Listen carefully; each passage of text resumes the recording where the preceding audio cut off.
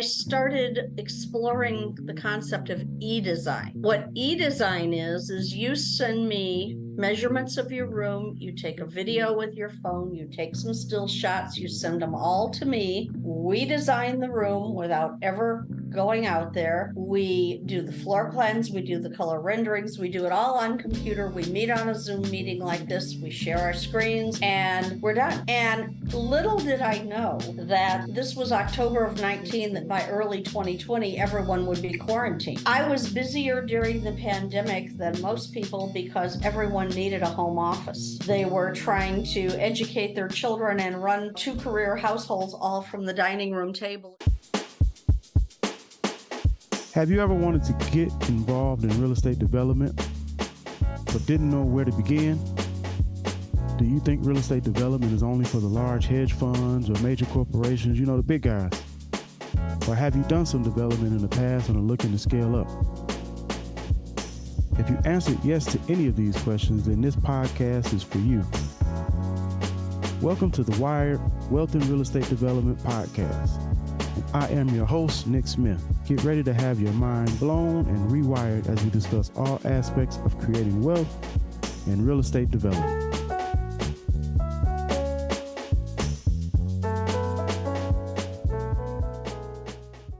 Good morning, good afternoon, good evening, everyone. This is another episode of Wealth in Real Estate Development. I am your host, Nick Smith, and we have an awesome episode in store for you today. Again, I want to thank everybody that has been liking, sharing, or subscribing to this podcast, whether it's wherever you listen to podcasts to or even on YouTube, because we're in both places. Definitely want to thank you, and I ask that you continue to do that. Definitely helps the show grow. And if you enjoy this message around real estate development, how we're building wealthy families, wealthy communities, and wealthy individuals through real estate development, definitely would appreciate, if you continue to share the show. Today, we have an awesome guest. We have a young lady by the name of Miss Phylis Mamula. She is the owner of DesignTech Interiors, and she'll get into her background. But one reason that I wanted to bring her on is she has a lot of experience in the interior design world on the commercial side and the residential side. She's designed Tebow's, which is a restaurant that's here in our area. So she's designed also multiple medical facilities she worked on. And this is how I became familiar with Phylis way back in the day, probably about 10 to 15 years ago. I worked for the city of East Chicago, and we had a project going called the Carnegie Performing Arts, where we were taking a old Carnegie library and turning it into a performing arts center. And Phylis did some work on that. So Phylis, welcome to the show. Well, thank you, Nick. Good to see you again. I appreciate you having me and letting me talk about this a little bit. Awesome. Well, yeah, for listeners that don't know you, that aren't familiar with you, can you please share your background with us? Give us the Cliff Notes version. I can do that. I've been an interior designer, longer than I care to admit. As I told you before, I went to design school. I went to Harrington in Chicago right out of high school. Graduated and kind of didn't work in the field too terribly long. I did an internship with a designer in the Glen Park area of Gary. After that, I realized that, at the time, there really weren't licensings and title acts for designers. They were, without offending anyone, as my late husband used to say, any doctor's wife with a flair could hang out a shingle and call himself a designer. So with that said, I went back to Purdue Calumet and got some engineering background under my belt. And I worked about 10 years for U.S. Steel in Gary and a couple of years for Screw Conveyor Corporation with their engineering and estimating departments. I wasn't designing spaces. I was designing everything from casters and hot strip mills to auger conveyors and truck dumpers. But I always say design is design. If you're creative, you can pretty much design anything. And I've always enjoyed industrial arts, industrial design as well. I was literally the first girl at my high school to take drafting back in the day. Girls weren't allowed in the shop wing. And after being politely asked to leave typing class. I told them that's where I wanted to be. And after a couple of days of negotiation, they took me, which was a blessing because I made it my lifelong career. I then came back into interior design in the mid-'80s when a friend from my church who owned Calumet Construction asked me to assist him with putting 3 additions on Teeble's restaurant. And it was a big project. It took about 6 to 9 months to completely design it and specify it and everything in.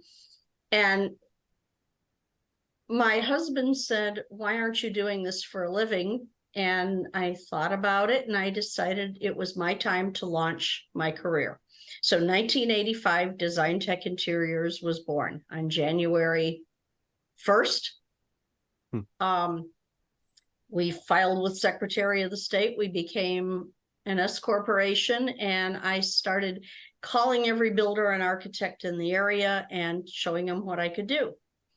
And the ones that took a chance on me got me enough work that, you know, I've been blessed. I've stayed busy for 35 years now. Wow. Wow. And I really want to continue, but the industry has changed. The drafting tables have been sold or put in storage. Everything is CAD. Everything is on the computer. And life has changed. I spent the first 20 years doing nothing but commercial. Doctor's offices, corporate offices, casinos. I worked on the Horseshoe Casino. I did a lot of work for Whiteco in the mid-'80s to mid-'90s on the space that's no longer there, but region people know it as the Holiday Star, the Radisson, hotel rooms. I did the Khaki Club. I did the restaurants in the hotel and enjoyed it very much. And then in the last 10 years or so, a little more than 10 maybe, I started doing residential work as well.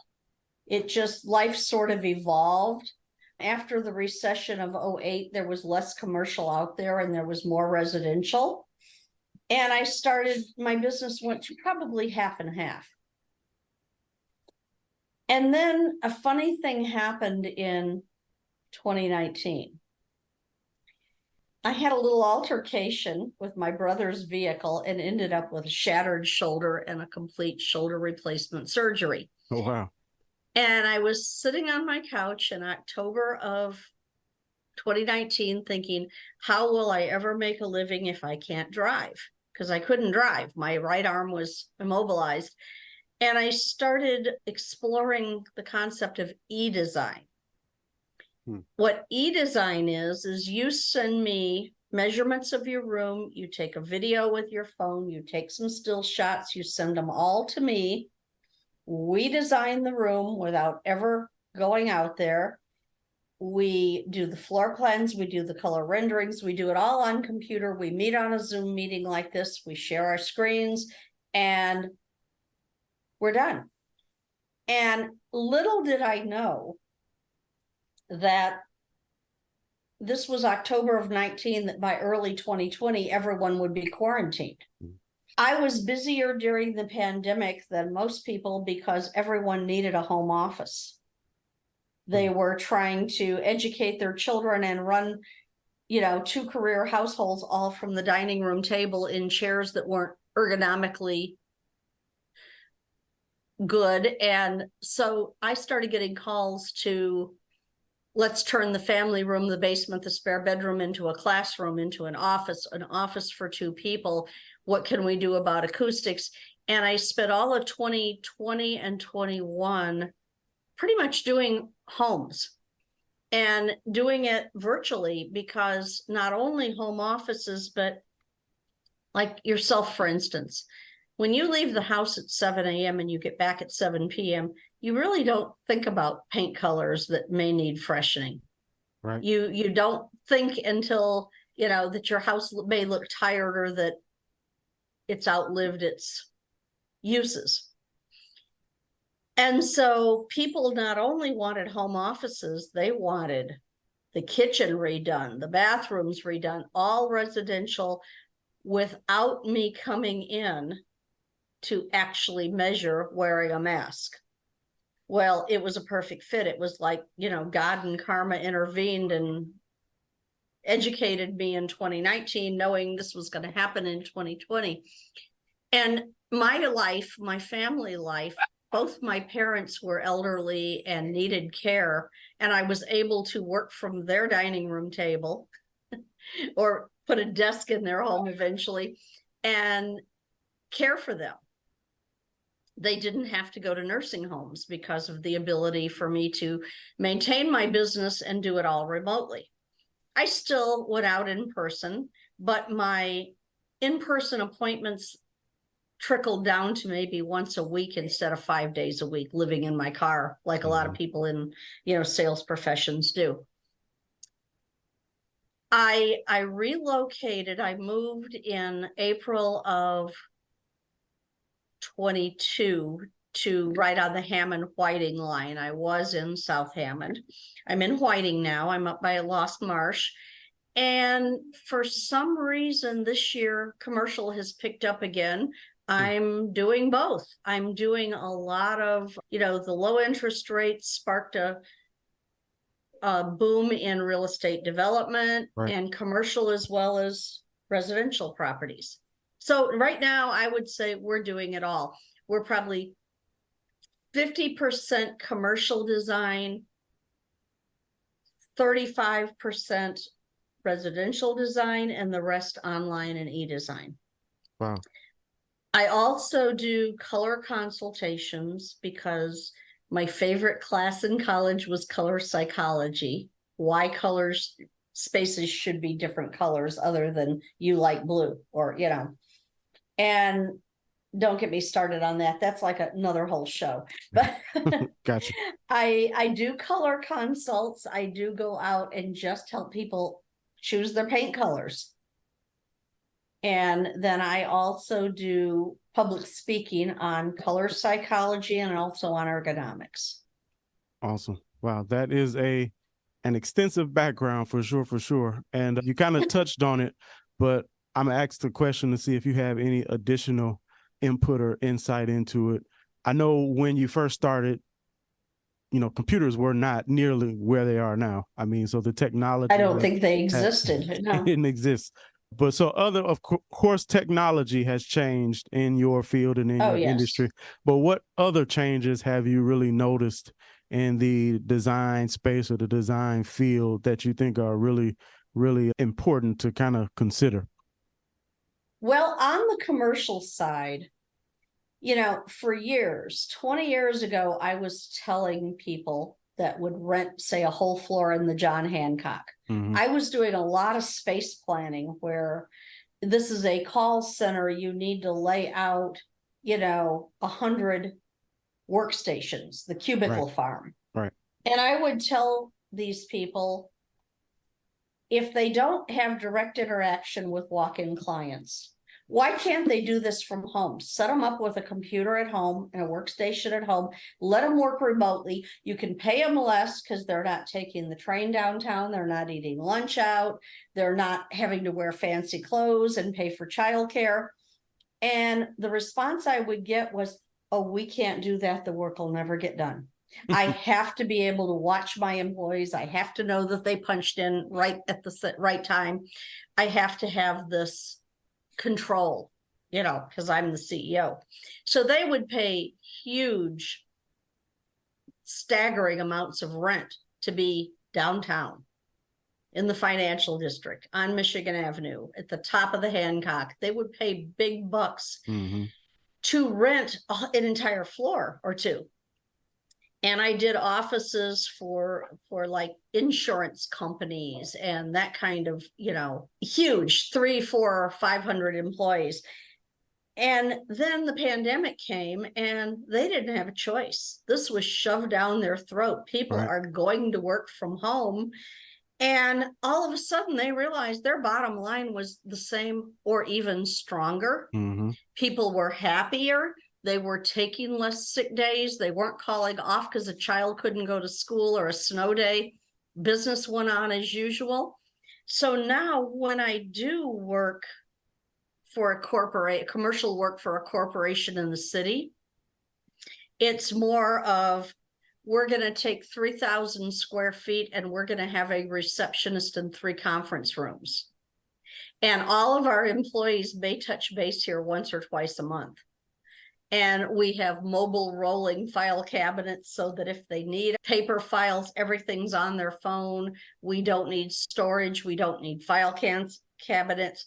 All we need is a place that they can meet with a client without going to Starbucks, because that's not real professional and it's kind of loud and not real private. So I'm doing a lot of 3,000 square foot and under offices, law firms and so forth that just need a receptionist, a face, a warm, friendly face, and maybe 3 conference rooms that the employees can book to meet their clients. The downside of that is real estate is huge downtown because there's empty floors sitting in lots of buildings. Yeah. But the day of the cubicle farm is just gone. It does not exist anymore, and it probably will never come back. No, the work from been home a boost for residential design. Yes. Yeah, no, I was going to say the work from home phenomena is definitely, I believe, here to stay. And I've seen a lot of companies, they've established a hybrid, where you may have people come in the office 2 days a week, work from home 3 days a week. There's a hybrid, but even that, I totally agree. Downtown and then you Chicago, share a desk. You don't right. need 300 desks. You need maybe 10. Right. And also another thing that I've seen come about that is a more recent phenomenon is co-working spaces and job sharing spaces where you can pay so much a month like it were a gym membership, and you can go and it gets you out of the house when the dog's barking in the next room. Although I will say that people have become more tolerant of, I had an office building I owned close 4 blocks from home when my kids were little for that reason. And in the commercial side, it was almost embarrassing to say, well, I work from home. Well, then you're not, real successful or important, or someday you'll have a real office. I've come full circle and I'm working. This office I'm sitting in is on the back of my house. And unfortunately, the puppy barks now and then, but people are more tolerant of kids running through in Zoom meetings and, than they used to be. It's not really considered unprofessional like it used to be. It's life. I think the pandemic taught us that. So co-working spaces are huge, though, for people who like to get out of their pajamas and go to work and interact with other entrepreneurs and small businesses. That's a huge thing. Gotcha. Yeah, no, I've seen a definite rise. I just had a gentleman on my last episode, Corey Arman, and he did something like that in Gary. He took a commercial space, and he has a restaurant, a quick service restaurant in part of it. Then he has about 4 offices that he leases out on an annual basis to separate entrepreneurs, and he also has kind of a membership model where people can come in and print and lease PO boxes where they can use an actual physical address and all those type of things. So yeah, that is definitely a phenomenon for sure. Well, I designed the Hammond Innovations Center. Okay. Which was Green Cow for a time, a co-working space. And I had designed that, and that was actually featured in Build Indiana magazine as the best in the technology category for office design. And it turned out really nice. And that, at the time that I designed it, my client was the Hammond Development Corporation, and Purdue partnered on it. And so that's another project that was great fun to do, and in an old historical department store. Right. I'd like to see more co-working spaces in the area. Gotcha. No, being that you have the experience in both commercial and residential, because Mhm. and the reason I definitely think it's important, for me to have you on, and I'm glad you obliged to be here, is because, I don't think a lot of times developers, flippers, people, whether it's commercial or residential, I don't think we place enough attention on the design side. Right. And it's not what you personally want. It's what the market wants and what the market Exactly. needs. So, but from a commercial and a residential side, what are some of the I would say biggest considerations that people, you don't see developers and other designers taking into consideration that they should be taking into consideration on the commercial side and the residential side? Well, on the commercial side, one thing I've offered to realtors, and when I do, they usually say, wow, I didn't know you could do that, is let's say you have a client and you're trying to find them an office space, be it a doctor, a lawyer, whatever, and you're taking them around and showing them buildings, and they're kind of glazing over saying, gee, how will my office work in here? And where will the receptionist go? And this and that. Well, what I have done for a smaller than a full design fee is you give me the layout, the plans to maybe 3 spaces, you get it narrowed down. And then I talk to them and do what I call the pre-programming phase. It would kind of be like the programming if they were an actual full service client. Mm-hmm. And I say, okay, how many people do you have? Do they eat in a break room? Do they go out to lunch? Who interacts with who? How does the paper flow go? And then I would do just a space plan, just a black and white line drawing of how company XYZ would function in property A, property B, and property C. Property A, you're going to face the door and here's your people in back. Property B might have the conference rooms up by the street, so it gives curb appeal. Property C might be much larger with a lower rent per square foot, but room to grow if you think the company is expanding. So I can do 3 preliminary layouts based on about an hour conversation with the parties involved. Okay. And I don't just talk to the CEO. I make that very clear that after our meeting is over, I am going to walk through your office and find out how many of your clerical staff is left-handed and right-handed. Is anyone wheelchair bound? Are they tall? Are they short? Do you have an office full of 30-somethings or some, seasoned employees? Those are all things that really make a difference in, will 2 floors work, or are you going to need an elevator? Do we want to go to 1 floor? And by laying it out, then once they decide on a property and sign with you, they will hire me then to do the design development phase, the colors, selecting the furnishings, lighting plans. But think about it, when you're looking at an empty office and trying to visualize your company today and your company in 3 years, how long is the lease? It would help to be able to visualize it furnished and how it's going to work. Right. So that I offer on the commercial side. On the development side, say you buy a building, a commercial building, which I know is right up your alley. That it is. It is. You buy the commercial building and you take me through it sooner than later. And you share with me what your hopes and dreams for the building are. Like, I want to attract retail on the first floor. I'd like to have some law offices and professional offices on the second and third, and possibly some residential loft apartments on the higher up floors. I'm just saying, if that's your goal. Versus, I bought a commercial building, I'd like to get 1 big tenant in here. Or I bought a commercial building and I'm going to have a restaurant on the first floor and banquet rooms up. You share with me who you want to attract, what businesses you want to attract. And then I would choose the finishes and I would choose the colors appropriately so that the client feels like, oh, I could just move in here and add my own furniture. I don't have to really negotiate a build out as much.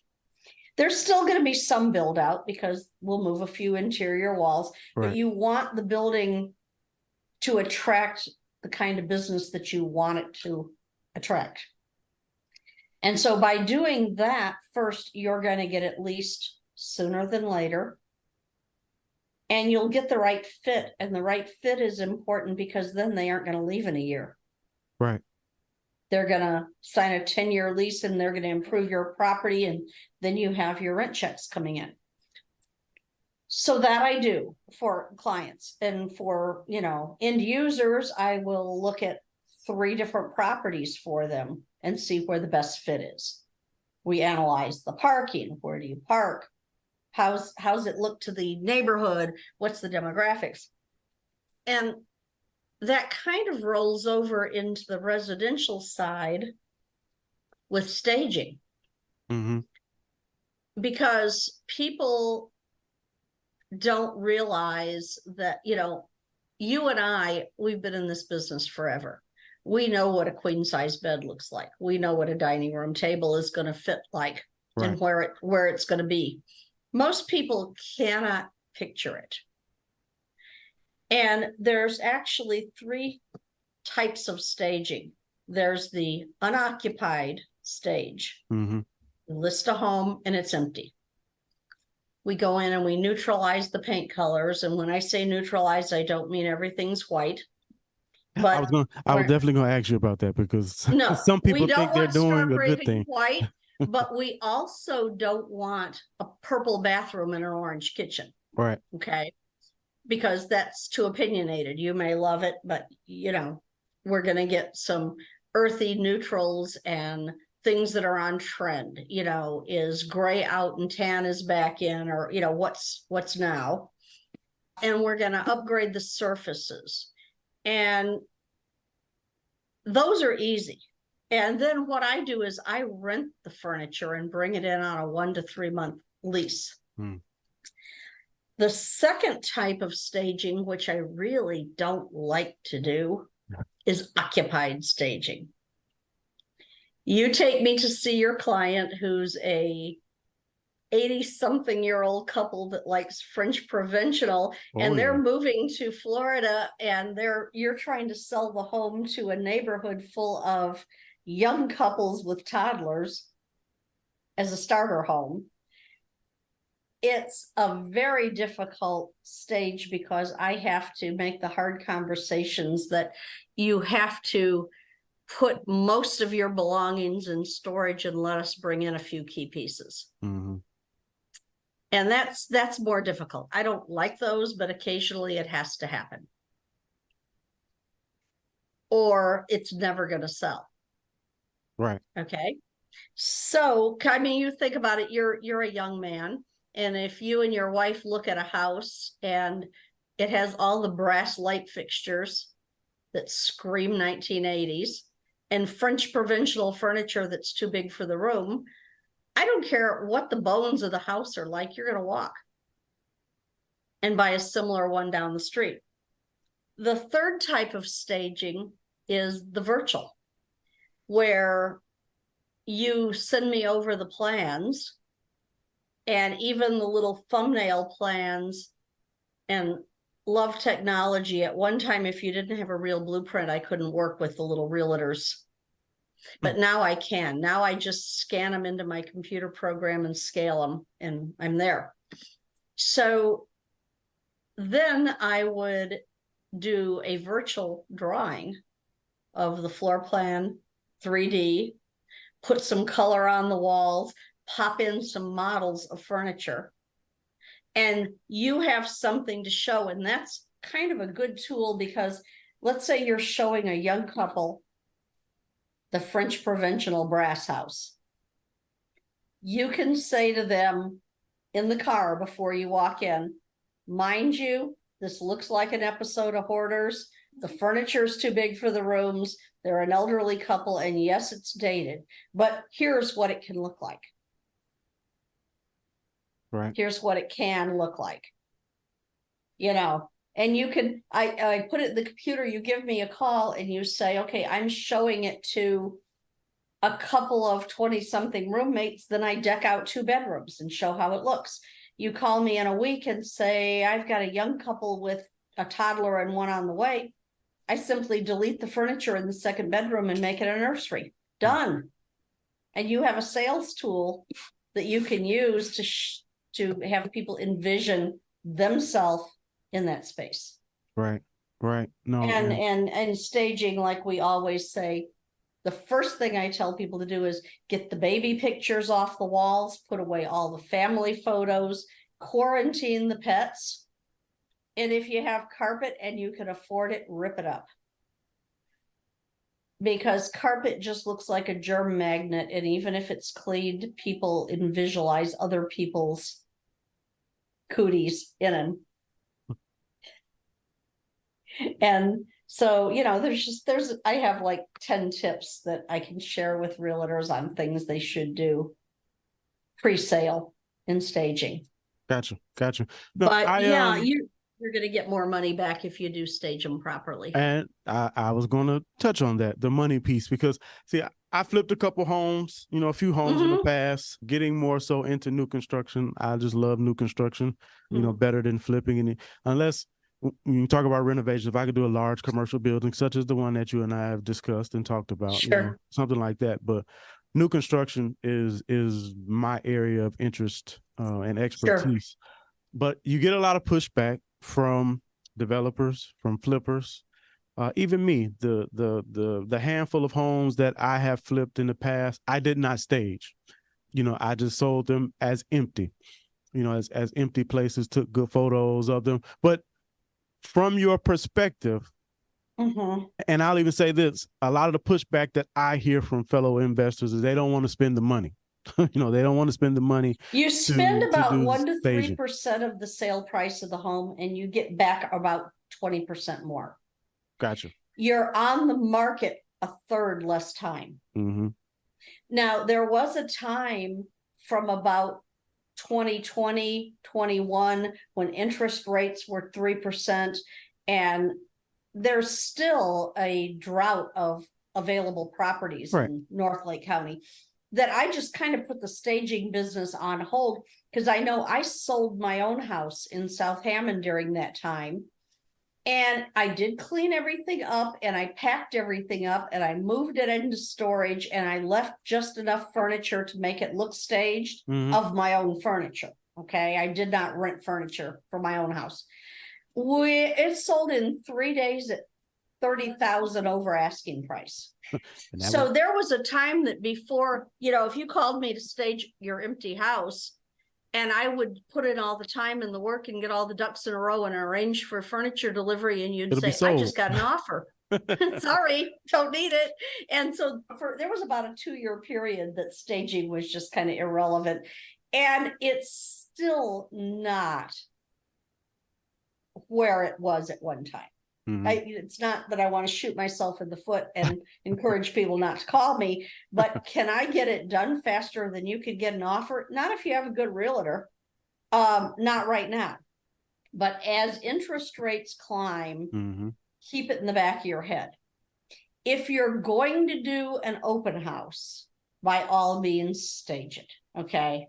If you're just going to parade people through, like in your case, you flip the home. Okay. So it has all new finishes. It has new countertops. It has new flooring. It has new cabinets. Everything is fresh and new. Nothing looks worn out. And you're not dealing with other people's furniture or taste. Then in that case, hey, if you can get an offer in less than 30 days, bless you.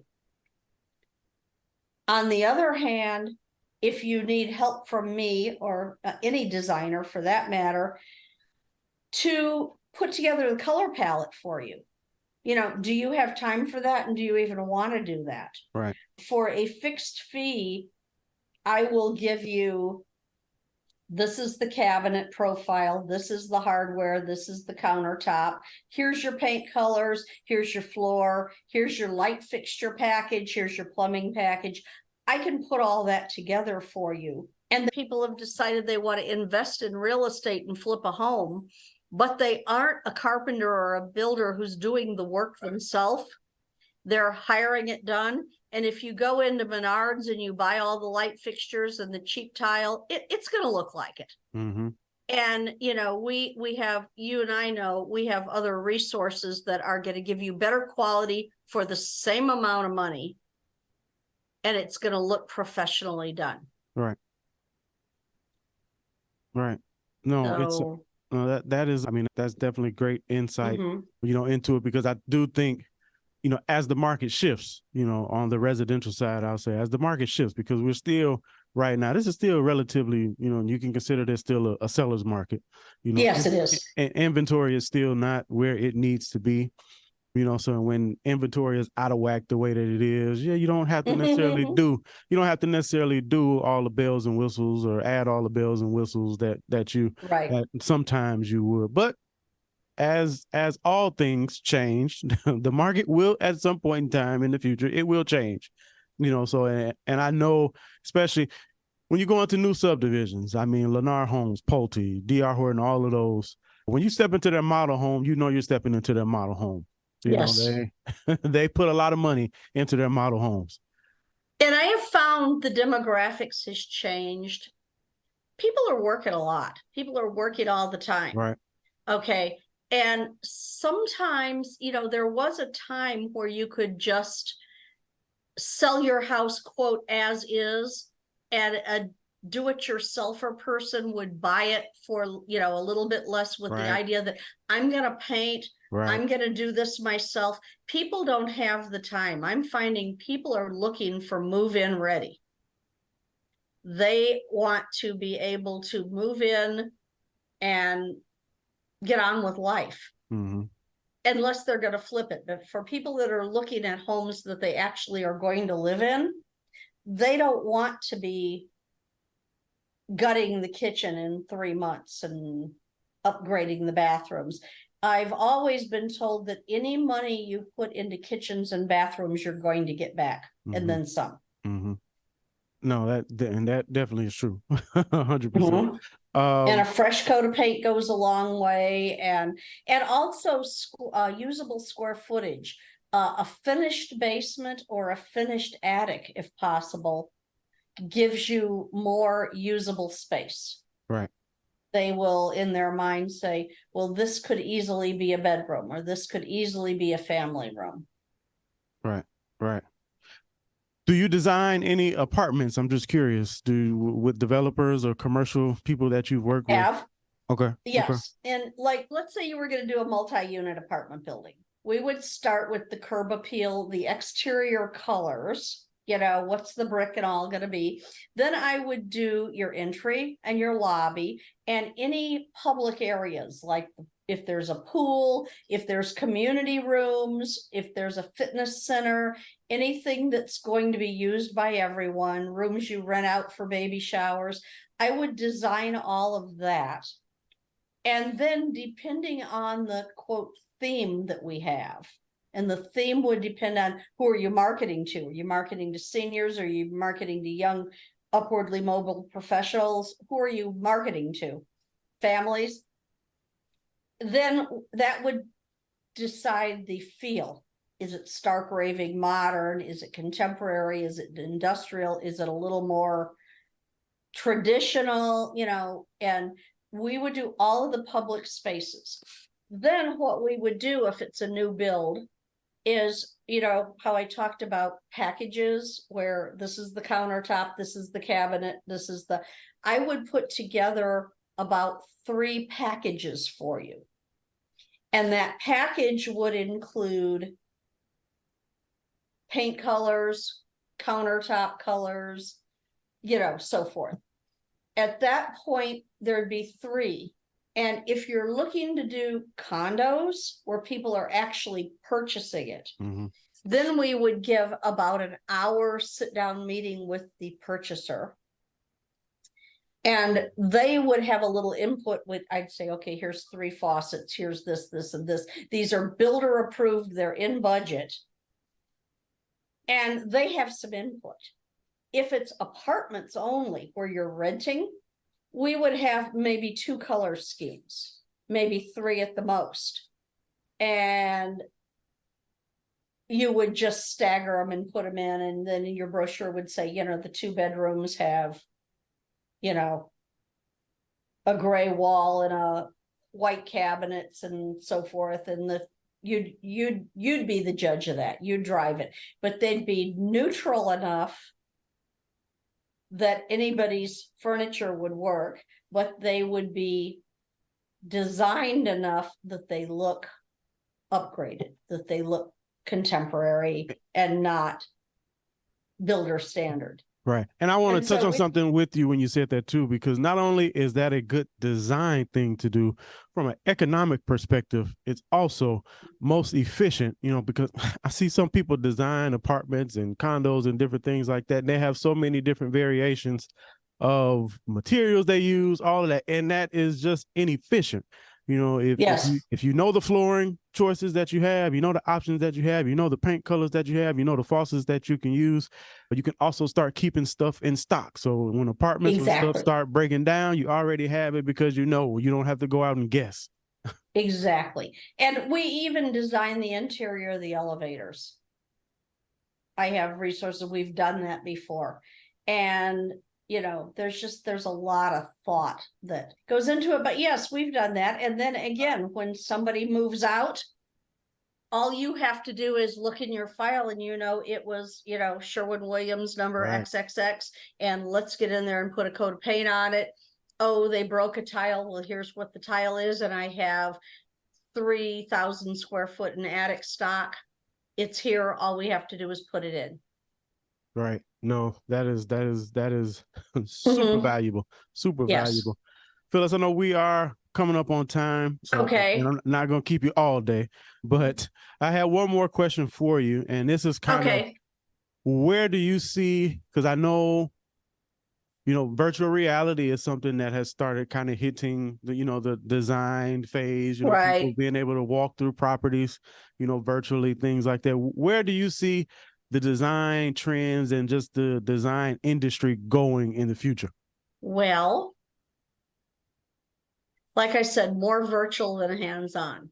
The days of, and you probably see this as a realtor, where you used to, you know, do an entire Saturday of just driving from house to house with your clients in your back seat and parading through homes. Most people now don't even go do a physical look through until they viewed it online. Right. That's what I see in real estate. Used to be, okay, Nick, I want to find a 3-bedroom house in Whiting. All right, get in the car and let's ride around.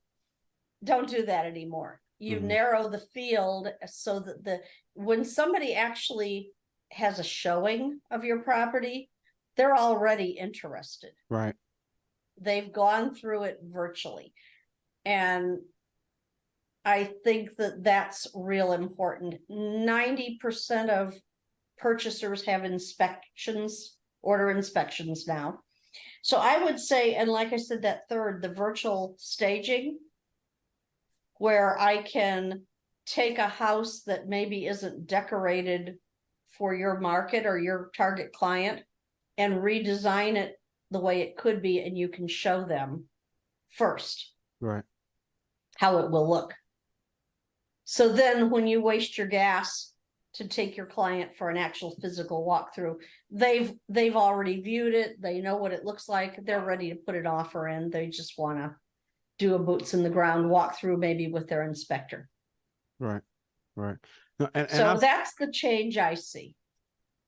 And regarding virtual staging, you know, I was primarily a residential agent, you know, from 2016, 2017 up until Right. just about last year. Last year is when I converted over to, you know, full-time commercial. You know, I'm on the commercial side of Right. things now. But I'll say this on the virtual staging, when it first started coming and we started seeing them on listings, they kind of look cheesy because you could really tell that these were Yeah. virtual altered pictures. But now I'm Yes. starting to see some, and You can't tell them from the real thing. You can't. It's much harder to tell now than when it Well, first what came they've out. come so far is like my software.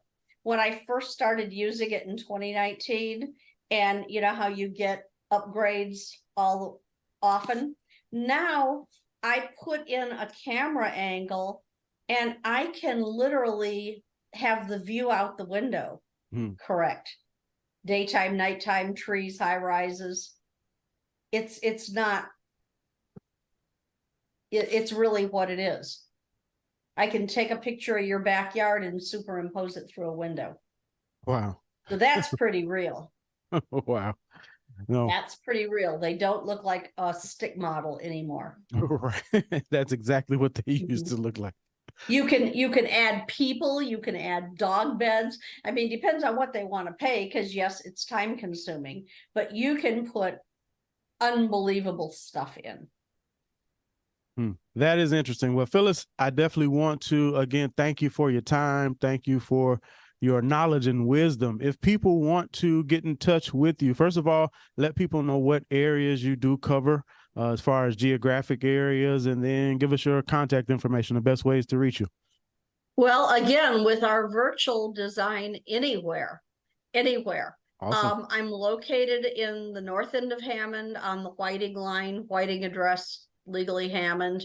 My market that I normally work in is most of the metro Chicago area up as far as Kenosha, Racine area, some Porter County, some south, some east, but I also have a little niche market. I have a summer home in the western upper peninsula of Michigan, and Okay. I've been doing some kitchen designs and some things virtually up there as well. So really anywhere. It's got to the point where, you know, you do a house here, they have a home in Florida. I can do that. And it may require 1 or 2 physical trips, where back in the day it would have to be travel weekly. And so anywhere is where I can be reached. My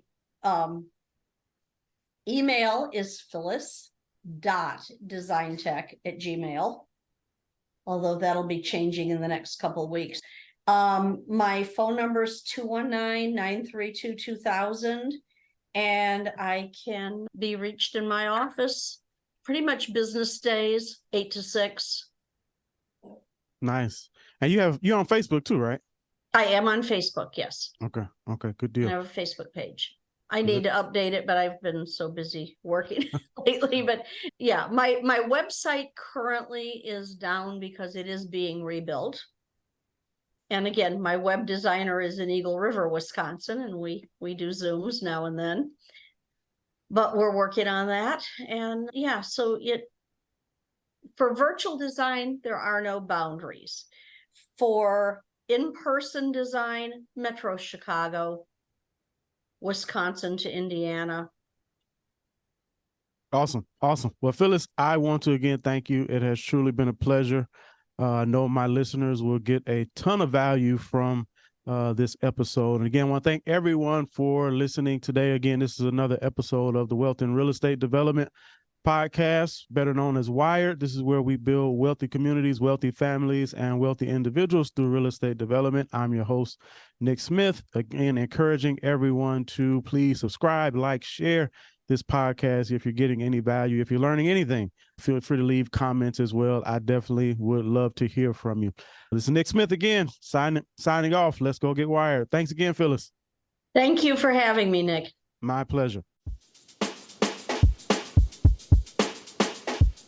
Thank you so much for listening to today's episode.